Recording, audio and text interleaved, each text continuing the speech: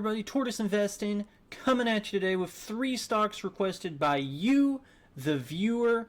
Thanks to Food Fun and Justin Shearer, I believe I'm saying that correctly. Thank yous for commenting down below and giving me some stock recommendations. If you would like to appear in a video, a little shout out, comment down below some stocks that you'd like me to look into, and I'll look through the comment sections, and next Thursday I will see what yous all commented. Now, if you're new, please hit that subscribe button, drop a like, make sure to hit that bell. All those things are super free and easy to do, and it helps me out a ton. Before we dive into those 3 stocks, let's take a quick look at the portfolio. Year to date, we're down 0.58%. Seems like it's just been red day after red day. So I don't know what to think of this market. I'm still holding strong. This is how I look year to date so far. We'll take a look at the actual holdings. BAM, still up over 19% in Extra Space Storage and Canadian National Railway. And Hershey and Visa are our 2 that are in the red. Hershey's fighting its way back though, and Visa's, I call that pretty much just even. The SP 500 year to date's down 0.85%, and the Nasdaq's down 1.89%. Now, those stocks yins recommended. The Nasdaq, not the stock, not the index. The stock, just a free cash flow yield of 4.85%, dividend yield of 1.51%, and a payout ratio of 37.67%.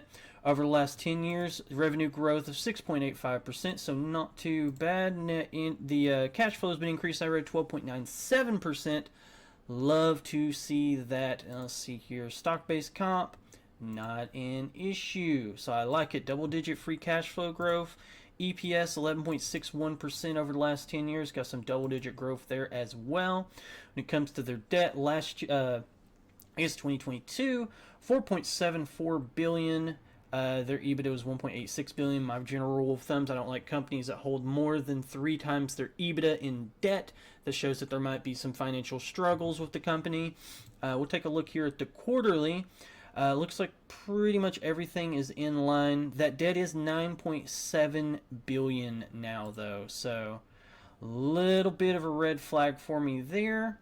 That is quite a spike upward. Now, the dividend's been increased, I read 17.64% over the last 10 years. Looks like it is kind of slowing down, though. High single digits over the last 5. Still some nice compounding there. You want inflation beating growth out of your dividend stocks. Share buybacks, it looks like I do a little bit here and there, not too much. And the return on capital employed, 2020 is 9.45%, 2021 is 11.77%, 2022 is 13%, so is increasing.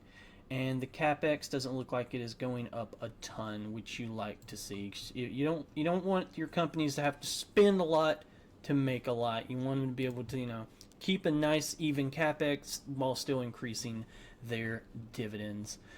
Next up, we got IBM, International Business Machines Corporation. They've been around for a while.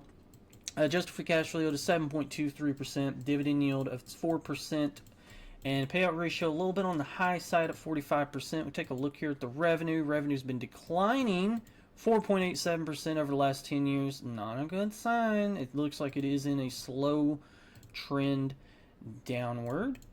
EPS is the EBITDA is following right in line too. Free cash flow pretty much flat over the last 10 years. EPS also, since 2013, it just looks like this company's in a pretty big decline. Just not really turning too much out.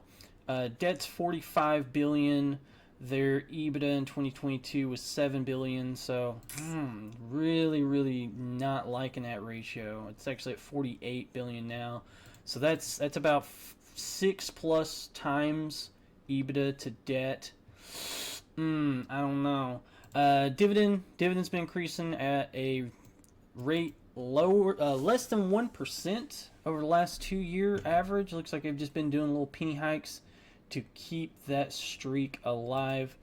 So not good. Not a lot of good things whatsoever coming out of IBM here.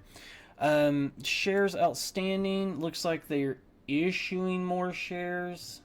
And their return on capital employed is basically 0. So I will going to go ahead and just call it Nothing about this looks good to me. All of this is screaming panic, panic, alert, alert. You don't like to see that, especially with this. They're having to issue out more and more shares just to stay alive. I don't know. Not one I particularly like. NASDAQ, I can get on board with that. IBM, gonna be a pass for me. Next up, we got Packaging Corporation of America. Just free cash flow yield 3.68%, dividend yield over 3%, payout ratio of 57%. So I'm pretty much right there in a nice little Goldilocks zone. Revenue's been growing at a rate of 8.75% over the last 10 years. Free cash flow 6% over the last 10 years. Take a look at the comp. Stock-based comp's not too bad. Let's look at the stock-based comp for IBM. Forgot to take a look at that. None as of last year. Okay. So we take a look at EPS for packaging, growing at the rate of 9% over the last 10 years. That's a nice little upward to the right trend line there. Debt $2.4 billion. EBITDA was $1.44 billion in 2022. Let's take a look at the update quarterly. Debt is at $2 billion. So it looks like they are chopping at that to get that debt down a little bit. I like to see that. That's, pretty good financials for me. Nothing there really screams bad alert to me. The dividend's been increased at a rate of 12% over the last 10 years. Looks like they have periods where they leave it alone and then they increase it. So, not bad though. Still averaging in the long run double-digit growth, inflation beating growth. Love it. Shares outstanding, very little. It's kind of been going up and down for the past couple of years. And return on capital employed in 2020 was 5.59%, 2021 12.13%, and 2022 13.73%. So let's look at that update on a quarterly. Looks like it is slowly trending in the right direction. And the CapEx is a small problem. Again, you don't like to see this big a jump. Let's do some quick math here. So we have 7.73 to 8.48. So they had a growth in revenue of about 8.5%. We'll call it 9%. And in that time, their CapEx increased at a rate of 27%, well, 26.5%. So that's what I mean by you got to keep your eye on the CapEx. Their CapEx went up over 25%, and their revenue only increased less than 10%. Not really that good of a sign. I typically don't like that, especially these big spikes here. But again, this is all just my personal opinion. None of this is financial advice. But yeah, that's a quick take on those three: NASDAQ, IBM, and Packaging Corporation. Again, if you would like, drop a comment down below. Let me know some stocks you'd like me to look at and take a deep dive into. And until next time, take care. See you.